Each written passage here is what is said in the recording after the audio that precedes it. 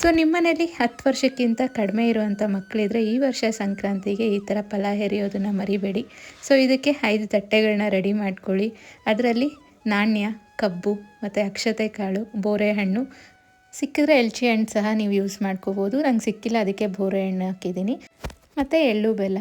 So ಇವಾಗ 2 ಮಣೆ ಇಟ್ಟು ಅದ್ರ ಮೇಲೆ ಮಕ್ಕಳನ್ನ ಕೂಡಿಸೋದಕ್ಕೆ ಮುಂಚೆ ಆ ಒಂದು ಮಣೆ ಮೇಲೆ ಅಕ್ಷತೆ ಕಾಳು, ಅರಿಶಿನ, ಕುಂಕುಮ ಹಾಕಿ ಕೂಡಿಸಿ.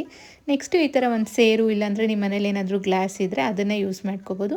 ಅದರಲ್ಲಿ ಇವಾಗ ಹೇಳಿರೋವಂಥ ಎಲ್ಲ ಒಂದು ವಸ್ತುಗಳನ್ನೂ ಹಾಕಿ, ಸೊ ಮಕ್ಕಳಿಗೆ ಇದರಿಂದ ದೃಷ್ಟಿ ತೆಗೆದು ಫಲ ಎರೆಯೋದು ಅಂತ ಹೇಳ್ತಾರೆ.